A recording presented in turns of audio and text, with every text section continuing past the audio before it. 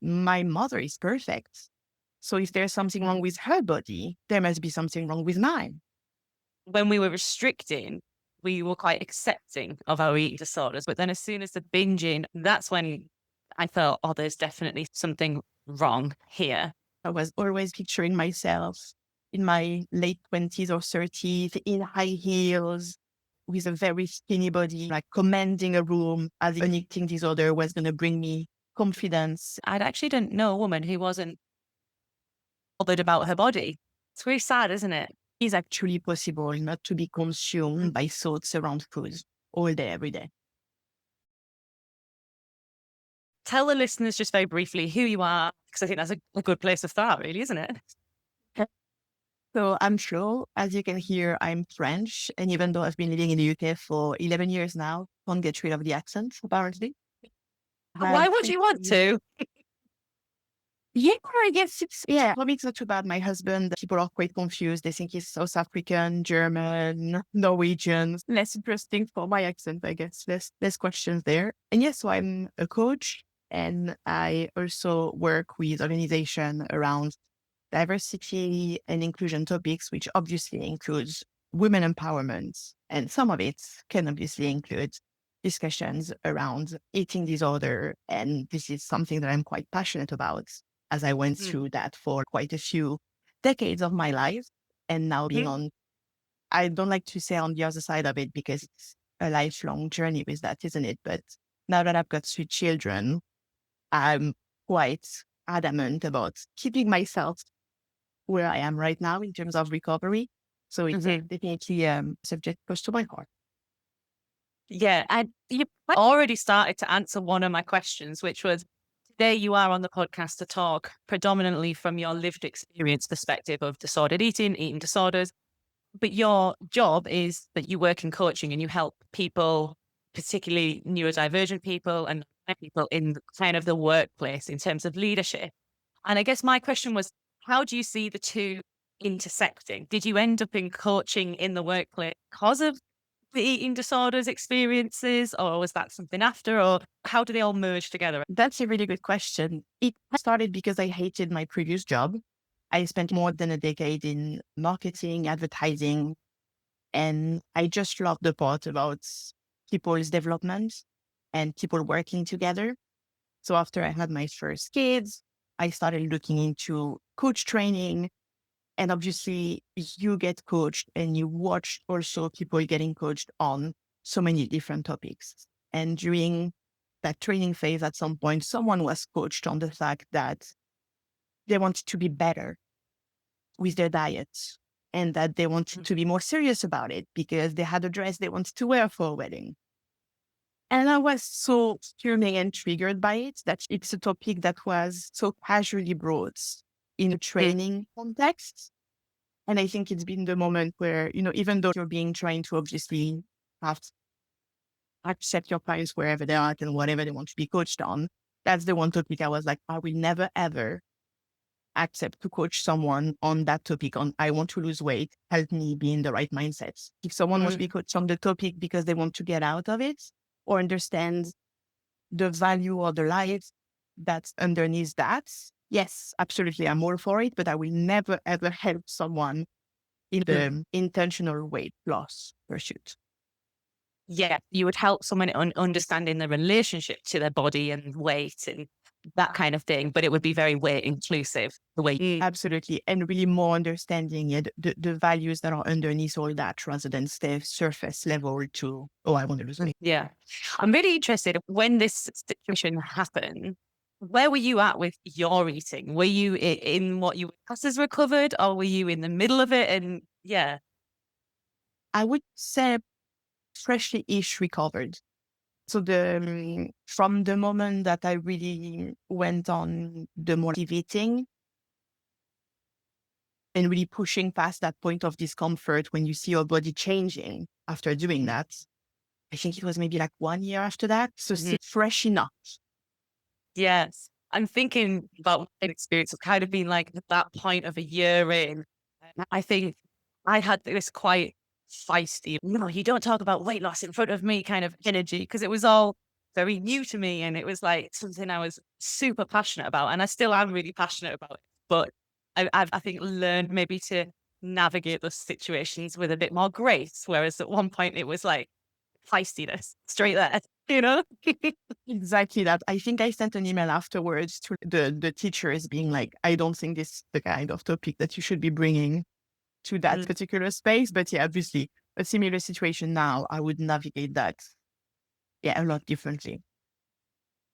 But what you've highlighted is a really good point that actually people do talk about weight loss and body size and fat being bad in just a really everyday way. It's like it's a complete truth that weight loss is a good thing. Very little challenge around it. Whereas when you've entered the world that we've entered with intuitive eating and health at every size and all of that, you really notice it so much. You notice how much it's just everywhere. And the idea, I've heard that phrase of it's the last acceptable, very accepted form of discrimination. Now, I don't know if it's the last accepted one, but it's definitely a very accepted form of discrimination, isn't it? And you can't really go about from one day to another, nobody talks about weight around me. Nobody does that anymore. So you've got to manage how you want to go about it without feeling like people can't be themselves with you or be transparent about what they're going through. So it's, yeah, definitely something Mm. interesting to navigate. It's going to be, it's a very sensitive topic to navigate. Yeah. So obviously, it's fun that you were freshly recovered. Can you share with us, the listeners, what your experiences look like then with your relationship with food and body? Yeah, very sadly, like a lot of people that were assigned female at birth, I remember, I think the first time that I had a body image issue when I was 4, I saw my mom doing those meal replacement shakes, was back in Mm. the 90s. And I remember thinking, oh, that's odd. My mother is perfect. So if there's something wrong with her body, there must be something wrong with mine. And that's when I started like comparing myself to my peers and things like that. And like all of those extreme dieting was always quite glamorized. We were going on the cabbage soup diet together with my Mhm. mom and all of those things. And it was like encourage, oh yeah, you're lasting that many days. Oh, you're extending the challenge beyond what they were saying, etc. And reaching secondary school, it started to be like skipping lunch and then starting to tell my parents in the evening that I had so much at lunch, I couldn't possibly have anything for dinner. Waking up in the middle of the night because I was just so hungry, and then being ravenous for breakfast, which was basically the only meal I was kind of allowing myself to have. And that lasted more or less like that until with the French equivalent of A levels. And at some point close to that, there was a bit of a shift where, as I was starting to try and diet in a socially acceptable way again, I tipped into the binge eating parts. Like when I was back from school, I just couldn't stop myself. I Mhm. just had to engulf everything Mm. inside. And I think it's probably the first time that I had that moment in my brain where I honestly told myself, okay, there's a problem there, which I think is quite interesting that I never thought that when I was not. Mhm. It's the moment of I Mm. binge that in my mind, I was like, oh, there's a problem there. Yeah, that's so interesting what you say about, oh, I noticed there's a problem there. Because me and Katie had previously spoken a bit on the podcast around how when we were restricting, we were quite accepting of our eating disorders. And, oh, yeah, what I'm doing is right, it's fine, it's good. But then as soon as the binging, or in my case, it was binging and purging as well, that's when I felt, oh, there's definitely something wrong here. But I wanted to said earlier when you said about seeing your mum dieting and my mum is perfect. And there was something about that for me, just was, it really speaks to that kind of innocence. When you're younger, actually, you don't have that perspective on someone's body being right or wrong or too big or whatever. It's just the person. And it feels like that, I don't know, just that really, I don't know, really got me that. Oh, that's like part of your innocence there was taken through seeing this dieting world being introduced to you. I don't know if it felt like that at all, but that's how it felt for me hearing it. Yeah, it is. And especially now having my own kids. And Mm. in my mind, I'm counting when they're going to start talking about their own bodies in any kind. So they're already stuff like my eldest is ADHD and autistic, and he's very tactile. He needs that Mm. physical touch, and he loves the flap under my arm. He's obsessed with it. And Mm. every time that he had someone at school that had something similar, it was like, "You've got like my mom." And at some point, someone told me that. It was like, "Oh, if only I could find a partner who liked it like your kid does." And I was like, "Well, that's not too like. We're so comfortable together. It's amazing." But it's Yeah. just a bit intact for now. But for now. And children do. I remember growing up with one of my friends through secondary school, and she was the carried her weight on her stomach. That's her figure shape was. And she always had a real insecurity about her stomach. And she did. She got bullied for it. People would say stuff to her. It was really horrible. And I remember as she got older and she actually traveled. She went abroad and she became a nanny for a year. And her relationship with her body really changed through being a nanny because these kids that she was looking after loved her belly, would cuddle it. And they were like, I love how squishy it is. It makes me really happy. And because of their innocence and not having all of this conditioning kind of put on them yet about what a body should look like, they saw something that she thought was horrible in a really beautiful light. And I think that's gorgeous. That's beautiful. Oh, I love that. Oh.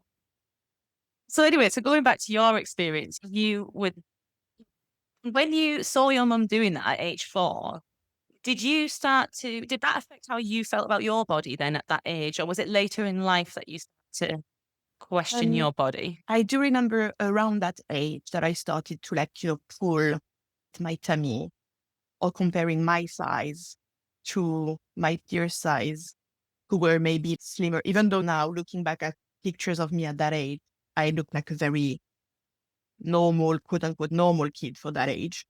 But I remember thinking that I was so much bigger than my friends, even though it was just very obviously their DNA and how their morphology was. Yeah. So you started to compare there. There was this feeling of something that feels like the brewing of feeling like there's something wrong with your body or there's something different about your body. How was like you sort of saw your mum dieting? What was the talk like around bodies in the home? Just something you witnessed her dieting and that was it? Or was there comments on your body or how would that look? I don't remember if there were comments on my body that young. I know Mm. that when I was a bit older, I really wanted a navel piercing. That was my thing. I really wanted that piercing. And my mom was like, "Oh, once you've lost some tummy fats, then Mm. sure." And then at some point I did because I started to skip lunch, and then I did get it. So the obviously I didn't know back then that I was skipping lunch, but like I said, the message was still there. Yeah, and I guess it was almost it feels like there was like a reward there. You want this. If you can lose the weight, here's Absolutely. your reward. So it's Yeah, absolutely. incentivizing that weight loss. So this was through your teens. And then you said that as you were restricting and dieting, it then changed into binge eating. And that's when, would you say that is when it turned into an eating disorder? Or would you say that you already had an eating disorder before that? Like, how are you perceiving this? So now with the hindsight and everything, I definitely had an eating disorder before that. The skipping lunch, the skipping dinner, being hungry throughout the night and not being able to sleep properly, or being so slow walking to high school. Because, Mhm. but yeah, that's the moment where it clicked in my brain that yes, the whole thing is more of an eating disorder. And even though again, I didn't verbalize it like that with my parents, I remember feeling quite angry is not the right word, but quite frustrated maybe at my mother for not realizing what was going on and start, Mm. oh, you're putting on some weight. Maybe you should slow down. And even though Mm. again, she hadn't known or realized what was happening before then, again, just, it felt like that was not met with the right questions, maybe. And how old were you at this point then when you noticed, oh yeah, there's I've got an eating disorder, or even if you didn't call it that at the time? Around 19, I think. Yes, something like that. 18, 19, 19, yeah. Yeah. I'm wondering, so actually it's quite a young age to really have that awareness to recognize, oh, this is maybe an issue, or I've got a complicated relationship with food. What do you think it was that actually helped you to see that in that moment? Probably the lack of control. I know it sounds a bit paradoxal to say that, but when I was in more of the anorexia kind of part, it felt like it was my choice. It felt like not eating was a choice.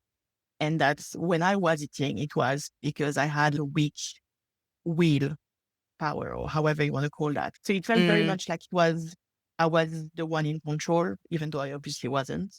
And then when it shifted to binge eating, I was like, oh my God, there's so much food that I need to consume. And then the stomach ache after mm. a binge session.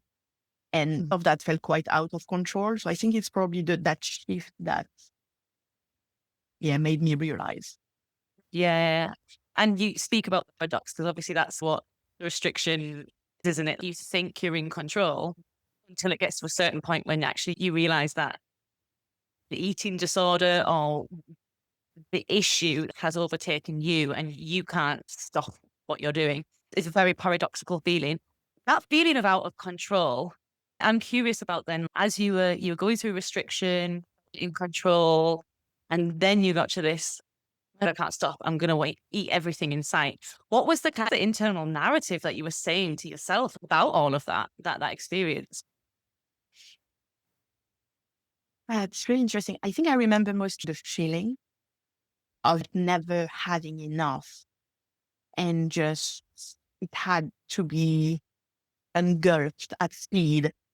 I Mm, don't really remember the narrative that was going with it, because now, decades later, obviously, I'm able to say, obviously, after so long restricting, because the restricting phase lasted 9 years, something like that.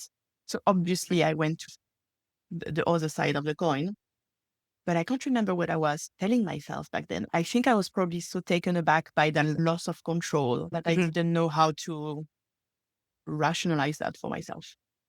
There actually wasn't much of a narrative around it because it's more of a visceral experience, isn't it? It's Yeah, yeah, yeah, I totally get that. Was there an internal narrative around when you were restricting? Was there like a something you were absolutely. yeah, what was that? So there was always that, not only that goal weight, where obviously the goalpost kept changing, but there was like, once I'm at that weight, I can start having normal meals again and blah, blah, blah. Or then I feel confident. Then I'll be able to achieve what I had in my dreams that had nothing to do with how I look like, by the way. But all of those different things. And it was obviously just never enough. Like the goalposts always keep moving, don't they? And when and it feels like there's also some kind of magical thinking in there. Okay, once I get to this point and I have achieved this amount of weight loss, I'm in this size, then this I will achieve this in life. Which, like, is it completely unrelated to weight or anything, but it will magically just happen for me. And I think that's a really common kind of thought. Guilty of having that thought many times, especially when I was in my eating disorder. And the daydreaming was rough. I was always picturing myself in my late 20s or 30s in high heels with a very skinny body, like commanding a room, as if, an eating disorder was going to bring me confidence and years of therapy all of a sudden. Yeah, Something there also about being skinny, heels, commanding a room. There's something about power, isn't there? If I look this certain way, I will be powerful. I'll have power in the world. Actually, I can see where that kind of thought comes from because people in larger bodies are stigmatized in society. So there's this feeling of actually, if you do see people in smaller bodies being treated differently, there is more power there. and you don't see, even like in the media and in entertainment, you rarely see a fat, but like truly fat, not like straight sized fat, but Mm, truly fat person being shown as confident and powerful. And so, yeah, I yeah. guess all of that, especially again, 90s, early 20s, that was definitely not things. Yeah. Audrey Gorbin's books. fantastic for this. And I can't even remember which one it is now, but there's a whole section around like fatness in the media to all these characters where you actually, when you see them all listed in the way that they've listed them in this book of all of these fat characters that we grew up seeing in the media were either labeled as lazy, like greedy or lacking willpower, or were just the joke. They were like the butt of all the jokes. You didn't really see many people who were in the media who were fat, who were like, yeah, she's a, or they're successful. I want to be like them. It just wasn't shown, and it still is not shown, really. I don't think. Yeah. I think we still got a Never the long way main to come with it. character. Yeah. Yeah. So what happened then when you realized, oh, okay, like I feel really out of control with food here? Was that a turning point or did it still continue for after that? It could have been. Someone I know had been to a therapist for something completely unrelated, but I was like, oh, maybe I should try that. So I went to see that very same therapist who was, the cliche therapist that you see on TV. And Mhm. how did that feel? Yeah. Obviously, I left that session being like, I just poured my heart out and talked to you about something deeply vulnerable and sensitive, and you just always through that. Oh. Yeah. How did that make you feel, Flo? And I had, obviously, I was still young. So in my mind, it was like, oh, therapy is just shit. I didn't realize I just didn't find the right person. And Yeah. somehow from that, I crawled my way back to just extreme dieting. I couldn't tell you why or how, but this is so I left kind of the binge side to go back to the more socially acceptable extreme dieting until, yeah, a hen do in my late 20s, where they were all those women with really cool jobs, like really badass job. There was like a prosecutor on that Hindu. There was a nurse. There was like loads of women that had very powerful, commanding jobs. And they were all conventionally thin, pretty, well dressed, etc. And the whole entire fucking weekend, they talked about, oh no, I couldn't possibly do this because my left boob, whatever. I couldn't possibly do that because my ankles. And I wasn't so much looking to get out of diet culture, but I think it magnified the whole thing for me that weekend. And like, Mm. okay, that's that. It's just something to get out of that because I can't do this kind of weekends anymore. It's just, yeah. So that Hindu experience really shone like a spotlight on it. What do you think it was about that was like, this is the moment? Because it could have been a moment where you just joined in on the chat and carried on and then went further into restriction, right? But it obviously wasn't. So I'm wondering for you, how do you perceive that and why it was different? I'm not sure if it's because, do you remember that whole Instagram era about the hashtag fit girl thing? Yeah. And so I think it was roughly at that same time. So obviously there were still women who were still doing some form of fairly extreme dieting or exercising, but it was under the guise of health a bit Mm. more. So I think when I saw that in this light of just, oh no, I'm not going to do that because this. And we were abroad for that Hindu. And at some point we were going to a rooftop bar that had a swimming pool, albeit a very tiny one, but still like a rooftop swimming pool. I was like, oh my God, this is amazing. I can't wait to be in that pool. And they was like, okay, should we go? They were like, oh no, look, that was a group of girls on the hand who are all looking amazing. And I remember Mm. looking at them, looking at the people I was with, and I was like, they probably are thinking the same about you though. Like, why are we screamed? And I guess that's why Yeah. that's probably more like the restriction of our freedom during that weekend that maybe made me think more on it. Or maybe it's like the volume that I used to have weekends of doing stuff with a portion that was dedicated to self-loathing. And that weekend felt like it was self-loathing with a portion of doing stuff. Yeah. Consequences of thinking and feeling about your body in a certain way, restricting and dieting, consequences of it were higher than actually the payoff for it. And I think there does come a point in recovery where you're like, actually, for a certain period of time, you were feeling the benefits of it and actually want whatever the praise is you're getting for losing weight, looking a certain way. The restriction, it's limiting and it's not, it doesn't feel suffocating yet. And then the scales start to tip at some point. And I got to that point where I was like, I'm really sick of this. I'm sick of this actually dominating all these other areas. But I had to get to that point where I was like, no, this isn't worth it anymore. And it sounds like that was maybe your moment of seeing, what's it? I'm missing out on all this. Absolutely. And probably also the moment where I realized all the lies that eating disorder had been telling me. I had Mm. never reached a point where I had self-confidence, even at my smallest. So I think there was also that point of, "Oof, maybe it's time to see there's another way because it doesn't seem to be the one." Okay, I've given this much time to this and it still hasn't given me the promise that it says.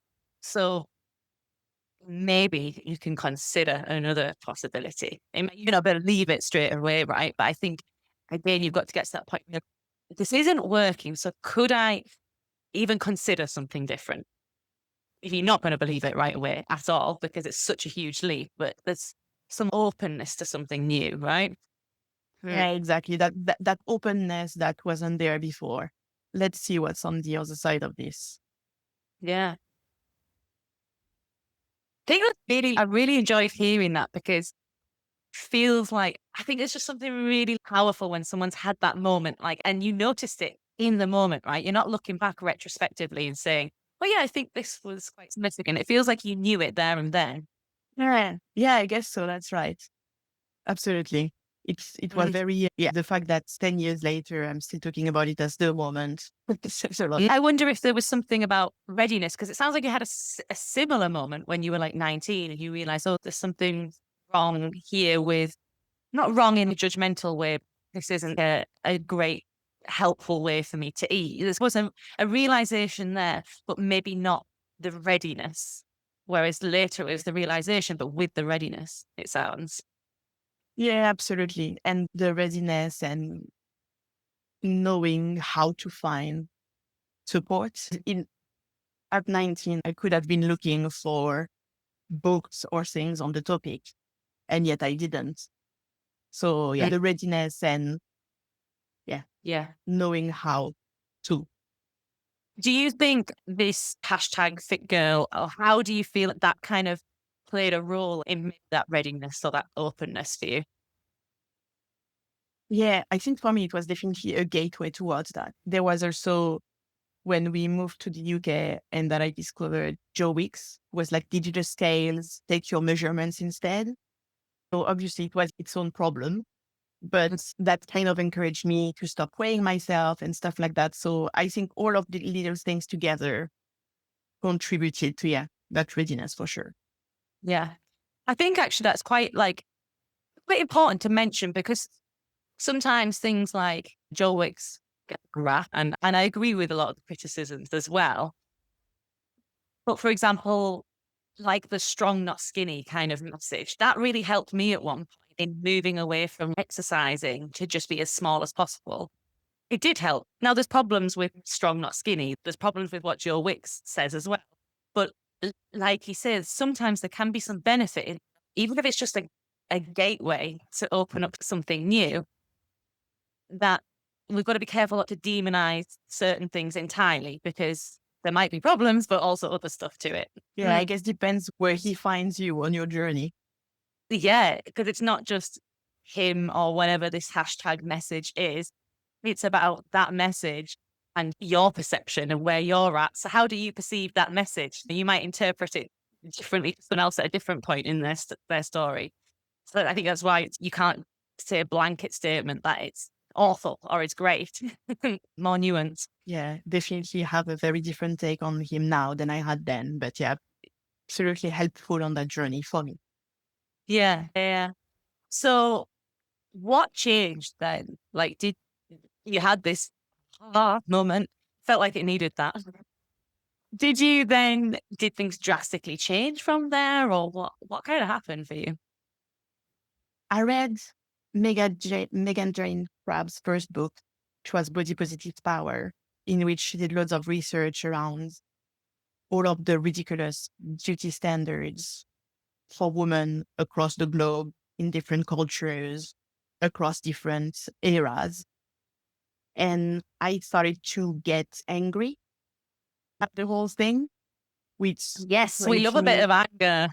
yeah, you need that for your recovery, don't you? And Hmm. that really helps push past the kind of discomfort and keep on looking for that. And I discovered the concept of intuitive eating and so on. And I can't remember how long after that Hindu I properly started into that. I think it probably was maybe a year later, maybe a year of like researching and knowing I wanted to go on that journey, but being not quite ready yet. And then I guess I don't remember if it was when I got pregnant or just before I got pregnant. But I was like, okay, that's it. Let's listen to my, and it Hmm. was just really interesting because I had been restricting everything, but chocolates was one of the bigger no lists. And I remember craving chocolate a lot, but only when I was at a certain point of tiredness and emotionally, etc. So I was like, oh, maybe actually it's not me being like a little pig craving sugar. Maybe it's my body telling me I need magnesium. And it was really interesting to start listening to my body in that way. So there was probably a year where it was a bit tough not to be judgmental, but I was, because I did have sessions where I was eating things a lot as I was in that recovery phase of you're allowed everything, nothing is out of bounds. And I think about a year after that, it's stabilized Mm. and we're now able to have chocolate, sweets, whatever in the house and have the same pack open for weeks, which was Mm. unheard of for me before, all of that. And Mm. it feels, yeah, it really feels like, again, this is recovery is a journey and this is something I always need to keep an eye Mhm. on. But I really feel like I'm on the other side of it and that I'm able to enjoy stuff and just listen to my body, not have to plan every single meal in a ridiculous way. It's amazing. Yeah. That sounds like a process of developing, like you said, there was still some judgment and that was really hard not to judge, but it was practice of shifting the judgment more towards curiosity of, oh, okay, so what's going on here around why I'm giving chocolate? Could it be this? Could it be that? What do I need? Yeah. Is that what it was like? Yeah, absolutely. And also realizing that I had never been healthy with food. So aside from the restriction, when I was a student, I was not drinking any water. I was mostly drinking Pepsi the whole day, like 2 liters of Pepsi. And when I started to listen to my body, I was like, oh, actually, I do need water now. I don't actually think that I need Pepsi or things like that. And I realized that eating in that way, as you said, trying to shift towards curiosity, that actually I was being kinder and more thoughtful and Mm. healthier in that way. I don't love the word healthy, but you get my meaning, like giving my body nutrition. Yeah. Yeah, I get you. Did that part of questioning, do I need some water? What kind of nutrition do I need? Did that come in with the permission for all foods? Huh? Or did it come in later? Because it's something that's on my mind a lot, this. And I've spoken to a couple of people on the podcast about it. And some people say, have the perspective that nutrition needs to come in from the beginning. We need to be working on nutrition throughout. Other people are like, no, we need to get all the forbidden foods out the way, get that kind of food freedom down, and then go into gentle nutrition. And that was my experience. And everyone's going to be different, right? There's no one size fits all. But for you, what was it like for you in that process? I think neither. Yes. Brilliant. We've got a third option. That's not because I think I had been ignoring what my body was feeling for so long that I was completely disconnected to my gut feeling, not only with food, but with loads of other things. So I think at first it was trying to make that gut feeling a bit louder. And sometimes it told me chocolate, sometimes it told me salads. So, and it's in that way that then I started to then reconnect with nutrition. But at first it was very much just the gut feeling. Yeah. So it wasn't the focus wasn't on nutrition. It was listen to the body and whatever it tells you it is. Yeah. Exactly. And there was also that phase of kind of obviously exploration of, oh, maybe that time it wasn't my body telling me it needed that, but my recovery brain, because it wants to make sure it was safe and that we could still access sugar. So there was that Mm. whole part of, okay, so that's definitely my body, my gut feeling, and that's definitely more like the cravings or like the wants of the mind. But it's, yeah, a long journey, but so worth. Yeah. So there was like part of that journey was exploring and learning the difference between what is a mental craving and what is physical craving and how am I using food here. Was your binging? Because obviously we've spoken about it off the back of restriction, and there was definitely societal and cultural kind of conditioning there in that you need to look a certain way. Was food ever used as like a coping strategy for emotions and stuff as well, or was that really your experience? And probably, I think the controlling part was definitely to cope with lack of control in other areas of life. And the binging part, there was probably an element of emptiness, void that I was trying to remove by engulfing everything and anything. Avoid the feeling of emptiness. Yeah, exactly. With every time just left me with a stomachache. Yeah. It's interesting, isn't it? It just sparked a thought there of we often go through restriction, and that sometimes when we're restricting, that feeling of physical emptiness can be associated with power, superiority, that high. But then when we talk about binging, often an emotional emptiness comes into it. And that's a really more intolerable. I can't, I need to feel it. I need to feel it. I can't have that experience. Yeah, I get the actual emotion as opposed to the physical. So Yeah. So you went on this kind of whole journey, it sounds, by learning intuitive eating, learning how to connect with your body, and like a process of embodiment, really, isn't it? And an attunement to your body. What would you say helped you with that? Because listeners who are like, oh, that sounds great. I really want to be able to do that. But I don't know how to listen to my body. I don't know how to trust my body. I can't, it tells me this and I don't trust it and just can't connect. What kind of helped you? I think what you said earlier about curiosity and trying to shift from judgment to curiosity. Mhm. And especially for someone who's got maybe analytical brain, something like this is an experiment. I think that very tiny voice is telling me that I should eat that. Let's do it and see what happens. And that's, yeah, I guess the kind of, this is just one decision. You don't have to let go of your entire way of doing things. You can just be a bit curious, see what the little voice maybe could have some wisdom to offer. Yeah. I think this is a real process of developing self trust. I know for me, my process of recovery was massively about trusting my own perceptions and opinions and judgments, and all of that included in body experiences as well. And I think for me, I don't know if this feels relatable to you, but it's also making me think that we need to develop this feeling of trust in ourselves that, okay, if I experiment with this and I do this, and actually it isn't the quote right thing, as in it's not the thing I actually needed in Yeah. that moment. Can I trust myself that I can survive it? Can I get through that experience? And that's where being able to tolerate some discomfort comes into to recovery. I don't know is that, does that relate to you? Mm. For me, I think it was more like the leap of faith of it is actually possible not to be consumed by thoughts around food all day, every day. I Mhm. think I was willing to do the journey and try to trust myself and my body again. But I was like, what if I still hate everything about it the same way? What if I still think about food all the time? What if the whole thing, the whole experiment was pointless? Because obviously I read that book, I read other books, and I was like, maybe it's just people writing books for money. Maybe they all feel as shitty as I do Mm. right now. There's And still a bit of doubt there. I'm a bit skeptical. absolutely, because I had never met a grown woman who wasn't one way or another consumed about thought around food and physical appearance. So yeah, Mm. absolutely.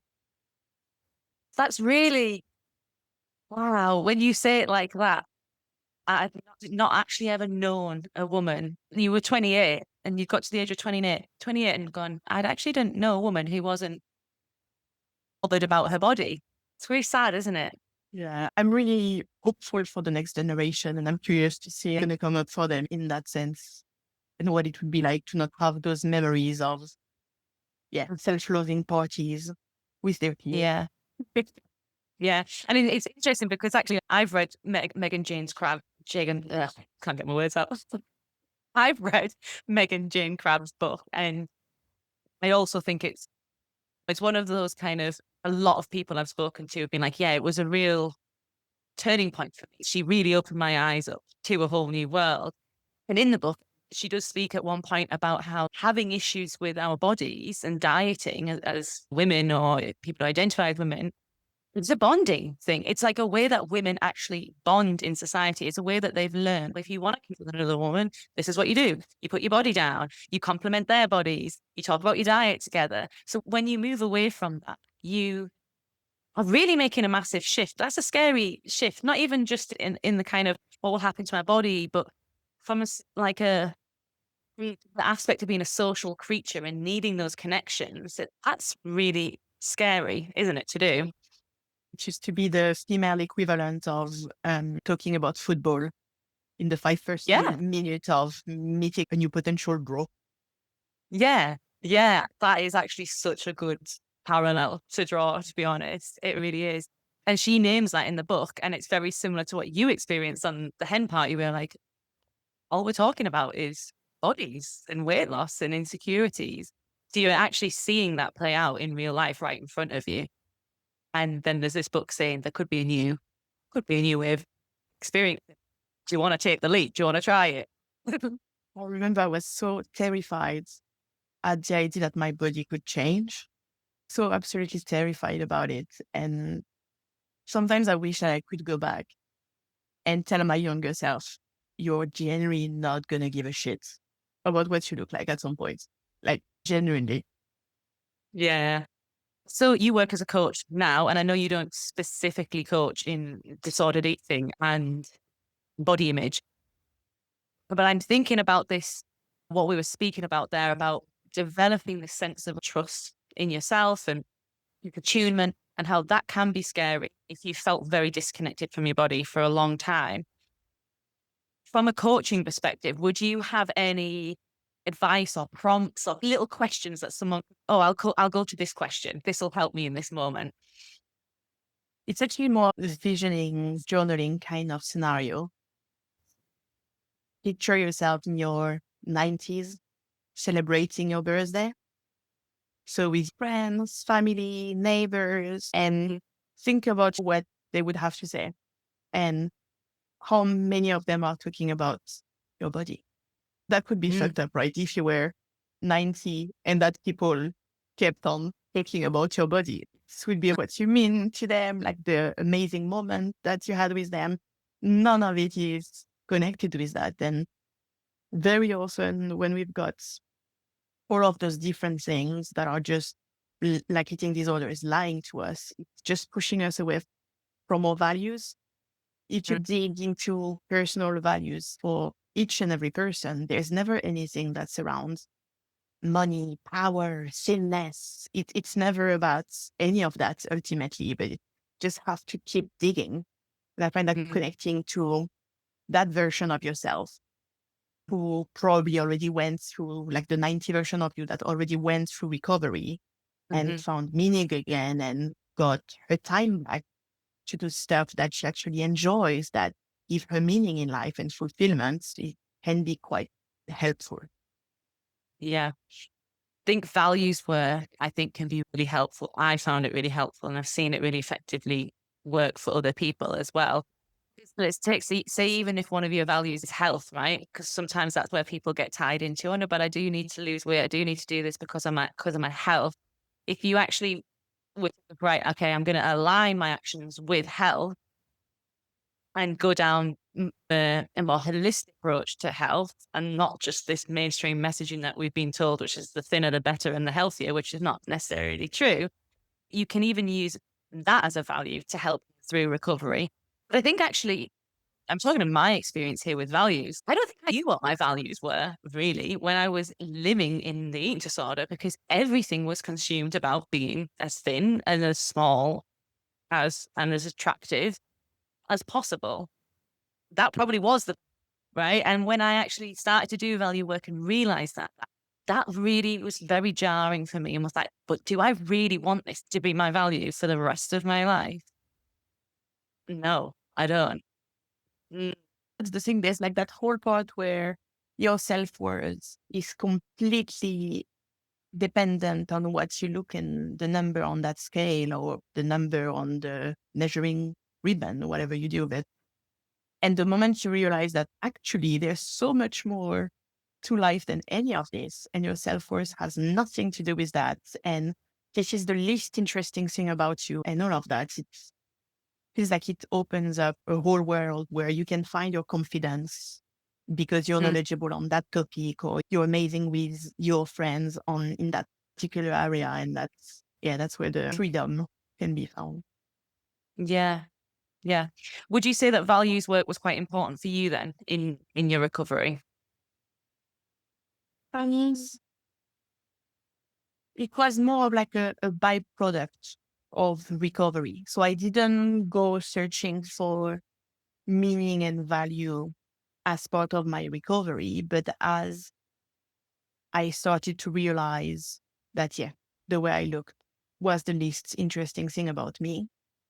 And that I started having time back from thinking about food all the time. Then I started to have time to consider all of that and start investigating who I was on a more holistic way. Yeah. So there was like, I've seen a new perspective. I've read this book. It's opened me up to a new world. I'll take a bit of a leap of faith.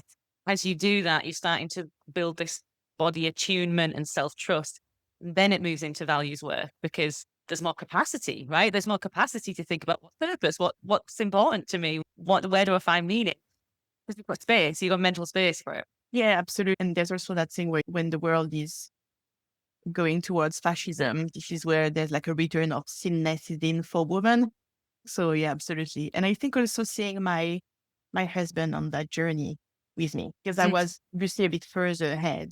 And sometimes I could see him looking at himself in the mirror and prodding his tummy and stuff like that. And I remember thinking, oh my God, he's the most beautiful man I've ever seen. At every size I've known him. It's not point in time. I've always find him the most attractive man ever. And the way it felt horrifying to look at him like prodding at his tummy like that. yeah. And I think that's another part that probably helped as well in my recovery process, being able to see that from the outside for him and Yeah. encourage him on his own journey with that. Yeah. About being able to see him in it and just wanting him to see what and then wanting to encourage it. But that also means you doing it for yourself as well. Yeah. Yeah, exactly. I had to walk the walk. So better. Yeah. Yeah. Have integrity, back to values. Exactly. Yeah. Yeah. As you moved away from, did your friendships change and the way you socialize and all that? Has that changed or has that stayed the same? Yeah, I think it changed a lot actually. I don't think noticed it that much, but yeah, now pondering that question, yeah, absolutely. There are Hmm. some people that were still very much still in that extreme dieting world, and Hmm. therefore not a lot outside Yeah. of that I distance myself from. And now also the way I navigate anyone bringing in weight. I don't think that anyone is talking to me about those stuff anymore because my answer is pretty much always, this is the least interesting thing about you. So I think people are like, oh, it's going to be boring with that topic. Talk about something else now. Yeah.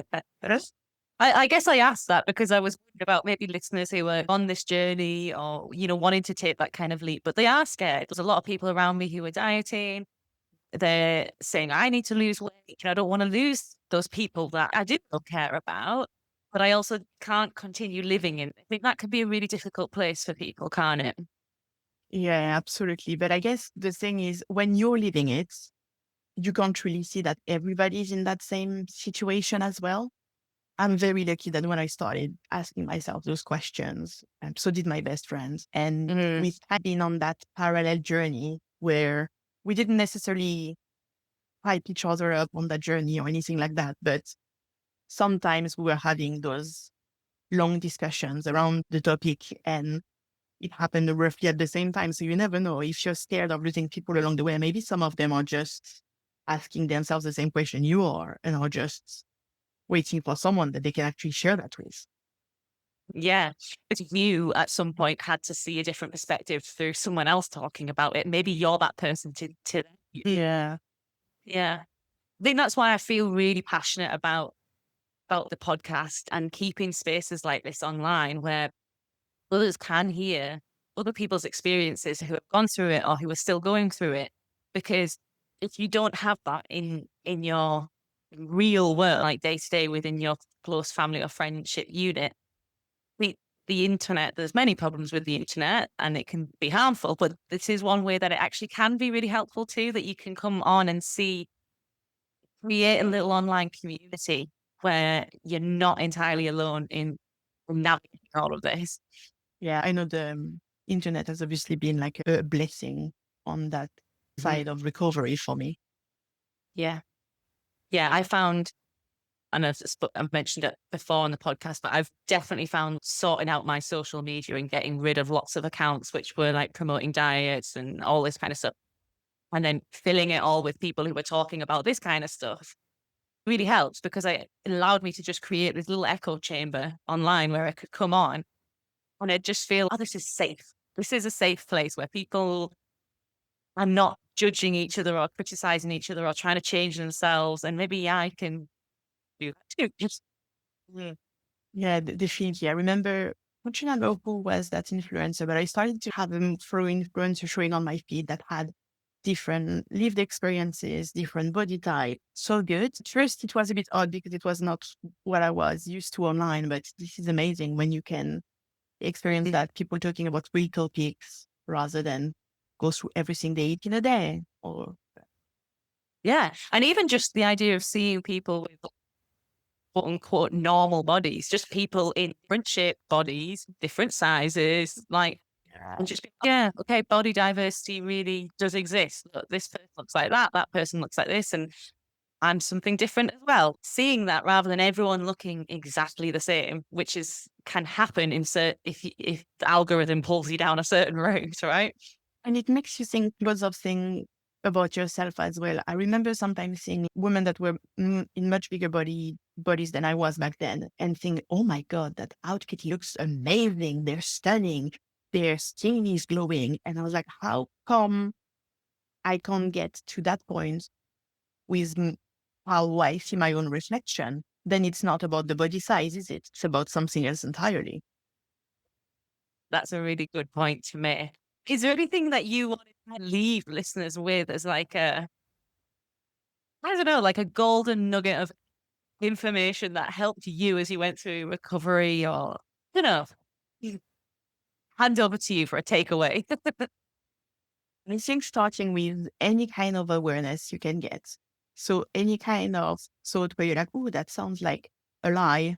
That's my eating disorder is telling me, or I wonder if maybe a grass is greener on the other side of recovery. Whatever little question you have, just like writing it down and really Mm, spending more time pondering those questions. Because at mhm. some point at the beginning, you're